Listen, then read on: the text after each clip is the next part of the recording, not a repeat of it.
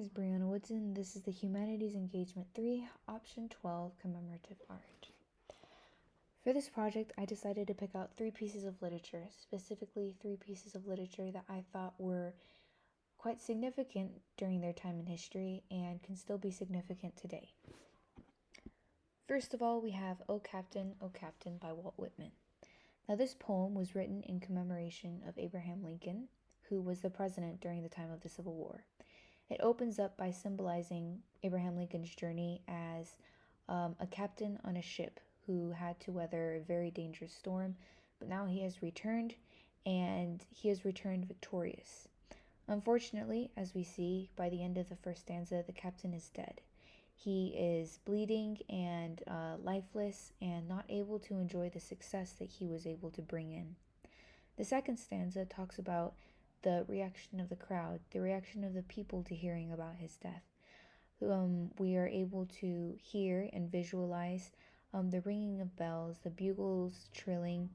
People are throwing bouquets and flowers and celebrating his success, but also mourning his death as they have lost a great leader and their great captain. And the third stanza contrasts this noisy crowd with once again talking about how the captain does not answer. The captain is not able to participate in the joy of winning this battle, but instead he is cold, he is lifeless, and he is still, and he is dead on the deck, on the battlefield that he had so bravely fought and won. The second poem is The Charge of the Light Brigade by Alfred Lord Tennyson. This poem is also about war. It was written about the Crimean War. And Alfred Lord Tennyson, through this poem, really brought out the bravery and the obedience that the soldiers had in their mindset when going into this battle. In stanza 3, the first 3 lines, it talks about how heated this battle is. It says, cannon to the right of them, cannon to the left of them, cannon in front of them. You really get the picture that this is an intense battle. There's a lot of firepower going on around them. But in spite of all that, he highlights how brave these soldiers are in their duty and obedience to the commanders. The last 3 lines of the third stanza continue to highlight how this is almost a foolish and suicidal mission. Into the jaws of death, into the mouth of hell, rode the 600. This is a large group of soldiers, but still a very hopeless battle for them, as they are, the odds are not in their favor. In spite of that the odds are not in their favor, they're still brave, they're still obedient, and they still follow through with their duty as soldiers. At the end of the poem, it asks almost this rhetorical question of when can their glory fade? When will we forget the sacrifices that these soldiers made for the sake of the war? Alfred Lord Tennyson instructs the reader to hail these heroes just as he does and honor the sacrifice and bravery that they displayed in this battle. The last and final poem is again about a war. This was written by John McCrae. He was a soldier, a medic, and also a poet who fought in World War I.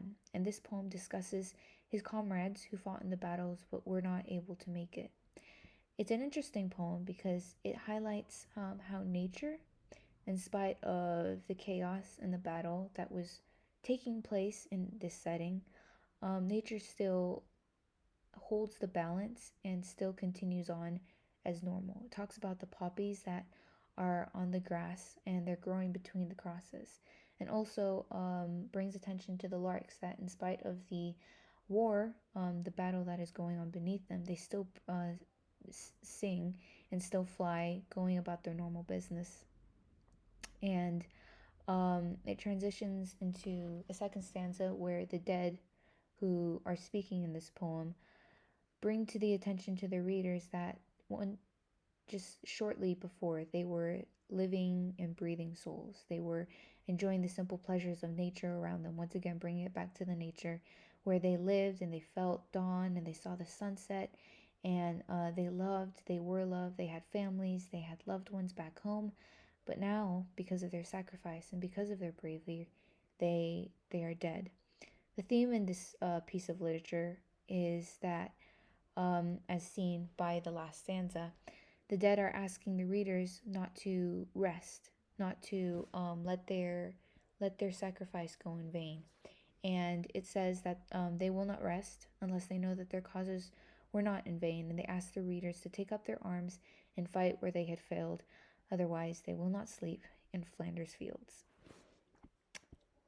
I really enjoy these three pieces of art as I feel that they were very significant during their times, capturing the intensity and the sacrifices that these soldiers had to make, and also capturing what a serious and heartbreaking thing war is.